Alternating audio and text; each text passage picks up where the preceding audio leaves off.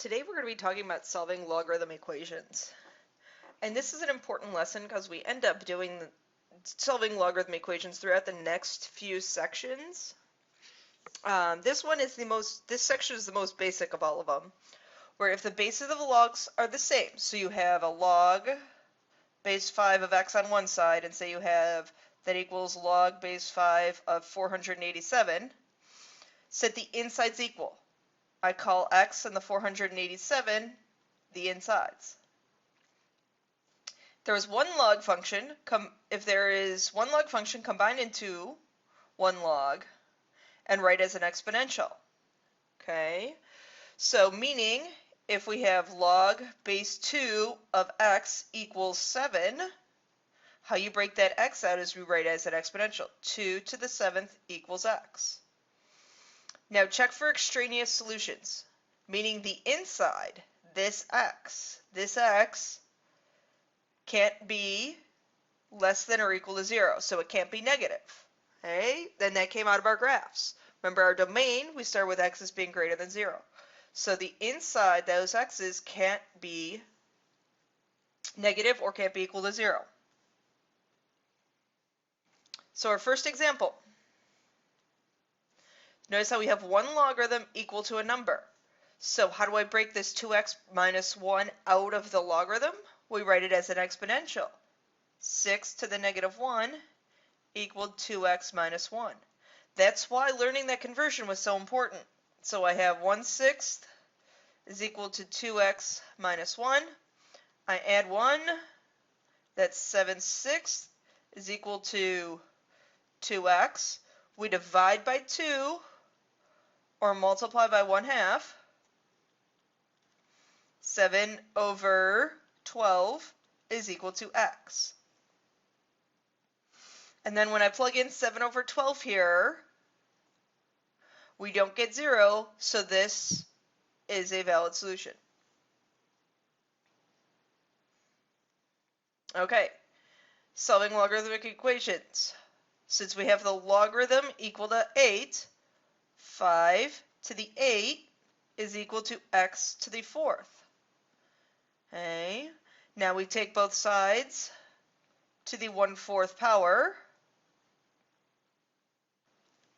So we get 5 squared is equal to x. That is going to be equal to 25. So x equals 25 in this case. And when I plug in 25 there for x, we're going to get a positive number, so we don't have to worry about extraneous solutions. I'll give you a hint. When you have something with a squared, that's when we might have some extraneous solutions. Okay, so since I have a log on one side, a log on the other side, the bases are the same, so I can set x squared equal to negative 6x minus 8. Now, try and get one side to 0 and factor. So, two things that multiply to be 8, positive 4, positive 2, those are going to be add to be 6. So we get our possibilities of negative 4 and negative 2. Now again, you need to check these. These could be extraneous solutions. So I plug into my equation. So I have negative 4 squared equals log of negative 6 times a negative 4 minus an 8. So on this left side, we get log base 4 of 16. And on the right side, we get log base 4 of 16. So when I simplified, I didn't get a negative, so that's a solution. Now let's test the other one, negative 2.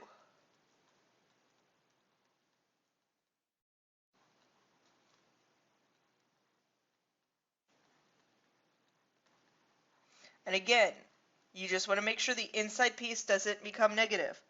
So in this case, we get log base 4 of 4, log base 4 of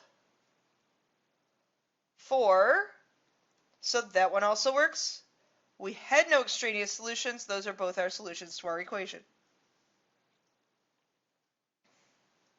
Next one. Again, since your log bases are the same, I can set x plus 4 equal to 3x. So I subtracted x over to get 2x, and I get x equal to 2. And just doing a little bit of mental math, you can plug in 2 and get a positive number, plug in 2, get a positive number. Those are both the same thing. So x equals 2. Now for inequalities, if your base is bigger than 1 and your x is greater than 0, what we can do is we can then say, we can essentially convert it to an exponential. Okay? If you're greater than, you could set, so like our first example, we can set that x is greater than 3 to the 6th power, x is greater than 729. Now for less than, you have to keep in mind your domain restriction of 0. So what I do is I set my x in between 0 and 2 to the 4th. And 2 to the 4th is 16. So that's our answer for that one. Okay, the next one. Now, if we have, so if you are looking at a log and you have the same base on both sides, you can just deal with the inside pieces. So since I'm greater than here, 2x plus 8 greater than x plus 5. If I subtract the x over, I get x greater than, I subtract the 8 over, negative 3. That's our answer. So what you can kind of do is you can almost essentially ignore the logarithm pieces. Okay, and I had the answer sitting here for us. I think I made that as a little note to myself just to make sure we were doing it correct. Okay, solving this inequality. Now I have a less than or equal to. Same rules apply. Okay, so I can say that 2x plus 1 is less than or equal to x plus 4. So I subtract the x over, I subtract a 1 over, x has to be less than or equal to 3. Okay, nice short video for you guys. There are your lesson questions. Please make sure you do all of those questions and your answers are submitted on time.